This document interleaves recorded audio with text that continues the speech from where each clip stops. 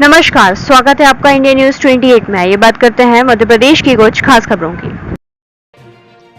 नगर पालिक निगम का वार्ड क्रमांक 10 आज भी है विकास से कोसों दूर। शिवराज सिंह चौहान की अमेरिका से अच्छी सड़क के दावे की पोल खोलती तस्वीर। खबर मध्य प्रदेश के रीवा जिले से है, जहां वार्ड क्रमांक 10 के गायत्री नगर में आज भी सड़क के नाम पर धूल उड़ती देखी जा सकती है। देखा जाए तो विश्वविद्यालय से बहने वाला पानी गायत्री नगर से गुजरता है, जहां सड़कों को उखाड़ते हुए कई बार अंदर घुस चुका है। फिर भी गायत्री नगर के इस मोहल्ले को नगर पालिक निगम द्वारा क्यों अनदेखा किया जा रहा है, यह तो समझ से परे है। लेकिन सवाल यह उठता है कि रीवा के विकास पुरुष की नज़र इस ओर क्यों नहीं जा रही है। अगर वार्ड के सूत्रों की माने तो इसका कारण यह है कि इसके पहले जो भी वार्ड के पार्षद रहे हैं वह भारतीय जनता पार्टी के नहीं बल्कि समाजवादी पार्टी के रहे हैं, लेकिन आज वह भारतीय जनता पार्टी में शामिल हो गए हैं। इसके बाद वार्ड की जनता उन्हें वार्ड पार्षद का दायित्व सौंप चुकी है। फिर क्यों अनदेखा किया जा रहा है वार्ड क्रमांक 10? यह सवाल वार्ड की जनता के जुबान पर घर कर रह गए हैं। आखिर कब तक सड़क के लिए तरसती रहेगी वार्ड क्रमांक 10 के गायत्री नगर की जनता, जहां एक और नए नए पार्क के निर्माण किए जा रहे, वहीं गायत्री नगर का पार्क दलदल में तब्दील हो गया है। आज हम इंडिया न्यूज़ 28 की टीम के साथ खड़े हैं गायत्री नगर में। गायत्री नगर वार्ड क्रमांक 10 है। यहाँ पर काफ़ी सारे घर बने हुए हैं, अच्छे लोगों की रहाइश भी है, लेकिन यहाँ पर रास्ता व नाली का अभाव के कारण लोगों को आने जाने में समस्या होती है। कई रहवासियों ने ये भी बताया कि यहाँ पर इन्होंने बराबर टैक्स भी पे किया, सारी चीज़ें दी है। वार्ड 10 गायत्री नगर, वार्ड क्रमांक 10 गायत्री नगर के एक रहवासी से चलिए बात करते हैं। सर, क्या नाम है आपका? हमारा नाम है अभयराज सिंह बघेल। अभयराज सिंह बघेल जी, यहाँ ये रास्ता कब से ये मतलब ये कॉलोनी कब से बसी हुई है? ये कॉलोनी 10 साल से ऊपर है बसी हुई है। 10 साल हो गए। जी हाँ, यहाँ पूरा पानी चारों तरफ से आकर के और यहाँ गायत्री नगर में यहाँ यहीं पर भरता है। ऐसी नाली से निकलता नहीं है। बच्चों की पढ़ाई लिखाई जाम हो जाती है। अच्छा। हाँ, वो नहीं जा पाते हैं। कोई मरीज आ गया तो वो भी नहीं जा पाता है जल्दी से। जब टेम्पू आता है कुछ आता है, नाली नगर निगम में कोई कर्मचारी भेजता है और ना ही इसकी सफाई होती है। नाली जो कुछ पानी बहता है वो कहते हैं पैसा आप 2 लोग दीजिए, बुलाइए, जो शिकायत करेगा उसी की नाली साफ होगी और पैसा दीजिए। हम कहते तुम भाई वेतन लेते हो, शासन वेतन देती है तो तुमको आना चाहिए कम से कम, जहाँ साफ करने लायक वहाँ साफ कर दो। एक गाड़ी आती है तो कचरा उठाने नहीं आती, गंदगी करने आती है, इतनी बदबू करती है, वो कभी धुलाते उलाते नहीं है। और जहाँ खड़ी हो जाती है वहाँ बहुत प्रदूषण है। अब आप यहाँ खड़े हुए हैं, आप देख लीजिए नाली कंडीशन कितनी गंदी है ना। इस प्रकार से अब टैक्स तो आदमी जिसका जो बनाया है, छोटे घर झोपड़ी रहने के लिए बनवाया, जो प्रधानमंत्री जी देते हैं झोपड़ी रहने के लिए, उनसे भी टैक्स लेते हैं। अब 5 मंजिला वालों का लेते नहीं, जो 5 मंजिला बनवाए। ये हाल है, बताइए। उसी पास दे के पैसा दे के कटवा लेते हैं।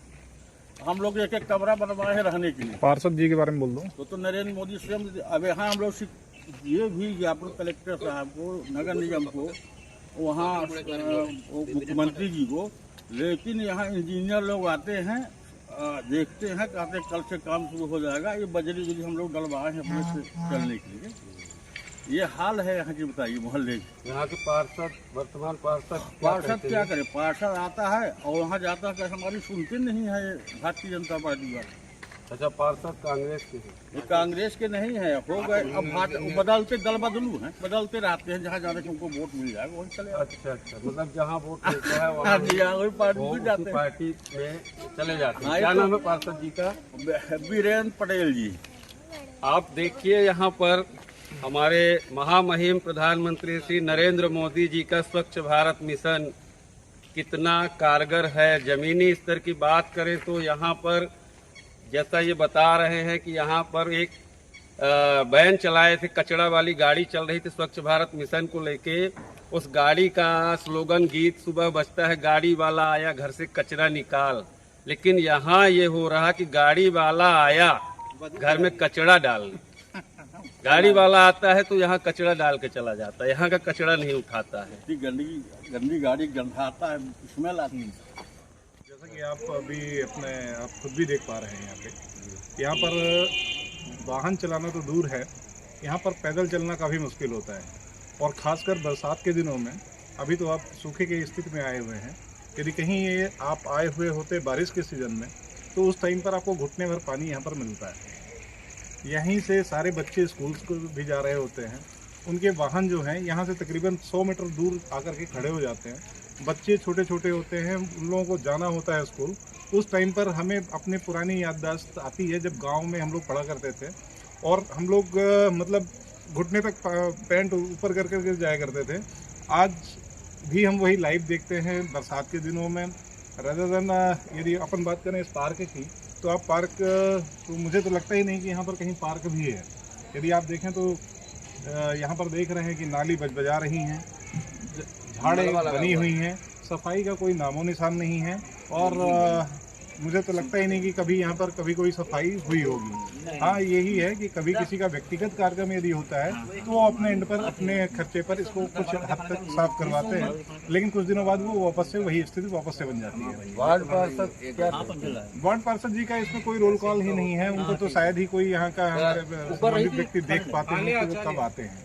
मोस्टली टाइम पर वही दिखाई देते हैं जब उन चुनाव का सीजन होता है, वोटिंग करने के लिए अपील करनी होती है, उस टाइम पर आते हैं और एक बार फिर वही इन्हीं सब चीज़ों का वादा करते हैं कि हम इसको स्वच्छ रखेंगे, साफ रखेंगे। साथ ही साथ उन्होंने तो जो इस मार्ग की बात करी अपने उबड़ खाबड़ रास्ते की, उसको भी उन्होंने कहा था कि इसको हम चुनाव जीतने के बाद में हम इसको वापस से रिपेयर कराएंगे और आरसीसी या सीसी में हम इसको कन्वर्ट कराएंगे। बट टिल डेट जो है ना, आज तक उन्होंने ऐसा कुछ भी नहीं किया है, इवन दो कि वो आते भी नहीं है।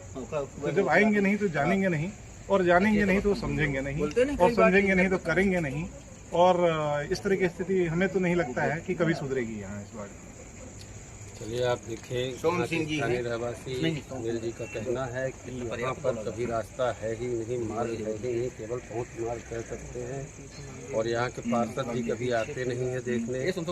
रीवा की जनता ने माननीय अजय मिश्रा बाबा जी को रीवा का महापौर बनाया है। बड़ी उम्मीदें, बड़ी आस लगाकर जनता बैठी हुई है कि माननीय महापौर जी, माननीय पार्षद जी इस वार्ड का जीर्णोद्धार कब करेंगे। Bureau report, India news 28।